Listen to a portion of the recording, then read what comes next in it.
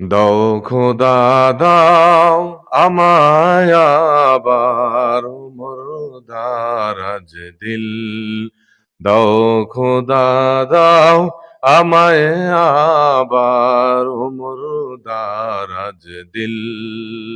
দাও আলীর মত বীর সেনানি, আলীর মত বীর সেনানি, জাগাতে নিখিল। দাও খোদা দাও আমায় আবার মুর্দারাজ দিল। হামজা কি দাও ঘরে ঘরে, জীবন দিতে অকাতরে। কথা ঠিক না ঠিক? হামজাকে দাও ঘরে ঘরে, জীবন দিতে অকাতরে। আবার কাবা ভাঙতে এলে, আবার কাবা ভাঙতে এলে, পাঠাওয়া বাবিল। দাও খোদা দাও আমায় আবার মুর্দারাজ দিল। দাও খোদা দাও আমায় আবার মুর্দারাজ দিল। বলি সুবহানাল্লাহ। আল্লাহ রাব্বুল আলামিন এই পৃথিবীতে মানুষ আর জিন জাতিকে ইবাদত করার জন্য বানাইলেন। প্রিয় ভাইয়েরা আমার, কুরআনুল কারীমকে যদি আমরা প্রশ্ন করি, হে কুরআন, মানুষ আর জিনকে কেন আপনি বানাইলেন? আমার আল্লাহ রাব্বুল আলামিন বলেন, ওয়া মা খালাকুতুল জিন্না ওয়াল ইনসা ইল্লা লিয়াবুদুন। আল্লাহু আকবার। আরেকটু জোরে বলেন না, আল্লাহু আকবার।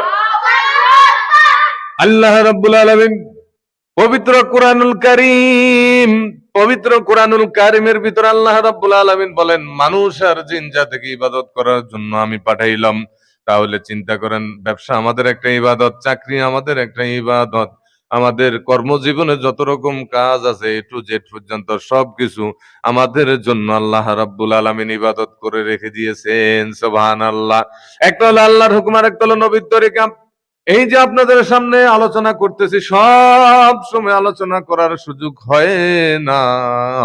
সপ্তাহ একদিনের ভিতরে আপনাদের সামনে আলোচনা করি পবিত্র জুমার দিন। এই জন্য যে মেসেজ গুলো দিয়ে যাইতেছি, এই মেসেজ গুলা সংরক্ষণ করে রিসিভ করে রাখবেন। জোরে বলেন সুবহানাল্লাহ।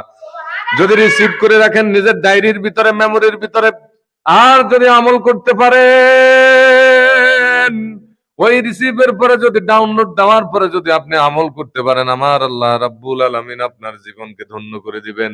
আপনার দুনিয়ার জীবন সুন্দর করে দিবেন, আখিরাতের জীবন সুন্দর করে দিবেন। দুনিয়ার জীবন সোনায় সোহাগা আল্লাহ রাব্বুল আলামিন পরিণত করে দিবেন। জোরে বলেন সুবহানাল্লাহ। প্রিয় ভাইয়েরা আমার, মুসল্লিরা, একটু গভীর মনোযোগ। এই যে আলেম ওলামারা হাটে মাঠের ভিতরে, ময়দানের ভিতরে তাফসীর করতেছে, হাতে পায়ে ধরে মানুষদেরকে বুঝাইতেছে যে একটা মেসেজ দিয়ে যাইতেছে। এই মেসেজ শুধু আলেম ওলামাদের একটা মেসেজ না, এই মেসেজ সম্পর্কে আমার আল্লাহ রাব্বুল আলামিন নবীজির উপর দায়িত্ব দিলেন। নবীজি আমাদের উপর একটা জিম্মাদারি দিয়ে দিলেন। জোরে বলেন সুবহানাল্লাহ। নবীজি বলেন, ক্বালান নবী সাল্লাল্লাহু আলাইহি ওয়াসাল্লাম, বাল্লিগু আন্নী ওয়ালাউ আয়া। আমার পক্ষ থেকে যদি একটা কথাও জানো, তোমরা অপরকে পৌঁছাইয়ে দিও। নবীজির পক্ষ থেকে একটা জিম্মাদারি। আরেকটা জিম্মাদারি হলো আল্লাহর পক্ষ থেকে। আমার আল্লাহ রাব্বুল আলামিন বলেন, ইয়া আইয়ুহাল্লাযীনা আমানু কু আনফুসাকুম ওয়া আহলিকুম নারা। আল্লাহু আকবার। আল্লাহ রাব্বুল আলামিন বলেন, ইয়া আইয়ুহাল্লাযীনা আমানু, হে ঈমানওয়ালারা, কু আনফুসাকুম ওয়া আহলিকুম, নিজে জাহান্নামের আগুন থেকে বাঁচাও, তোমার আহাল পরিবার পরিজনকে বাঁচাও। আল্লাহর পক্ষ থেকে একটা জিম্মাদারি, রাসূলের পক্ষ থেকে একটা জিম্মাদারি। জোরে বলেন না সুবহানাল্লাহ। এই জন্য আমাদের উপর একটা দায়িত্ব এসে গেল। এই দায়িত্বগুলো আদায় করতেছি। ওয়া মা আলাইনা ইল্লাল বালাগ, দায়িত্ব পৌঁছানোর জিম্মা।